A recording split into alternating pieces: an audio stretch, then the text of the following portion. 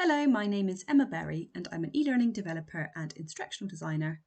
And in this short video series, I'm going to be taking you through some storyline hints, tips, tricks to help speed up your processes when creating e-learning and hopefully iron out any of those little issues that you might be having. So today we're going to have a look at how you can make an interaction or a slide mandatory. So when might you need this kind of functionality?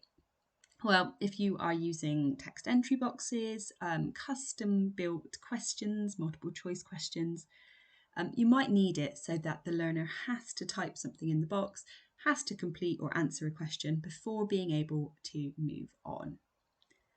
So we'll start with this example.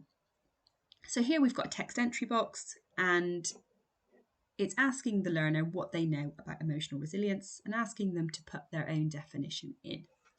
So if we just preview these slides to begin with, you can see that if I click submit, it's letting me go forward without actually having done anything. So what I want it to do is to stop the learner being able to see the feedback layer, which gives them the definition, unless they've written something in this box here. And it's really simple to do. So on the right hand side, we've got our trigger, which tells Storyline to show the layer when the user clicks submit. And it's this trigger that we want to build upon to add that condition and stop the learner moving forward before they've typed an answer. So if we right click on our trigger and choose edit, you'll bring up our trigger wizard and you can see we've got our action and when it's going to happen. So showing the layer feedback when the user clicks submit. And it's this conditions box at the bottom, which is where we are going to put in what needs to happen before this action is allowed to go ahead. So if we click on the drop-down menu, it will bring you up all the variables in your project, all the objects on the slide and the layers you've got, and window. So for this one, we're working with our text entry box. Now the default condition will be if our text entry box is blank, then it will allow the user to show the feedback layer when they click submit. What we want to do is switch this so that if the text entry box isn't blank, it will allow the learner to see the feedback layer. So here in the middle, we've got this little equals sign. And if you click on this one, it will bring you up with 4 different options. We've got is equal to, is not equal to, and ignoring case if you're doing a question, for example, that is case sensitive. So I'm going to just change this to is not equal to. So now we've got it to show layer, our feedback layer, when the user clicks submit, if our text entry box is not blank, and then click OK.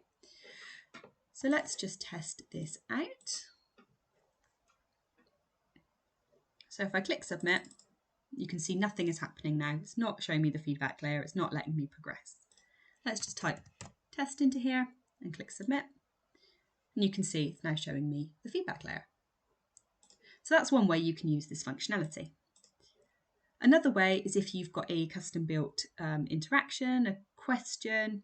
In this instance, we've got a kind of rating scale where the learner has to rate themselves before moving on to the next activity. Now, if you are using the graded survey or freeform question templates in Storyline, then it will automatically not let the learner jump forward unless they've answered. But when you've got sort of custom built questions like this one, you obviously don't have that functionality. So in this instance, what we want to do is stop the learner being able to click submit and move forward without having selected one of these numbers. So you can see I've already set my triggers up here for this.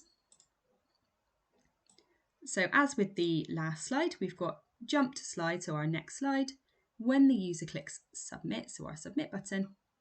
Now our conditions for this one seems like a bit of a long list, but what I've done is added my 10 buttons or rectangles, and we want it to be that if the state of these buttons or one of these buttons is selected, then the learner can jump forward. So our state is selected. And the key thing to note here is that it will automatically default to and. So it will say if the state of rectangle 1 is selected and the state of rectangle 2. Now you want to make sure that you change this to or. Otherwise, it's going to assume that I wanted all of these buttons selected before the learner moves on. What this is telling Storyline is that if just one of these is selected, then the learner can go forward. Now, if you are creating a multiple response, a custom multiple response question, you could use the and. For example, if there's two buttons that they need to use, you could use the and state of condition. But for this instance, because we only want one option selected, we're going to use or. So if you just click submit, and we can preview these slides. And you can see if I click submit, it's just not letting me do anything.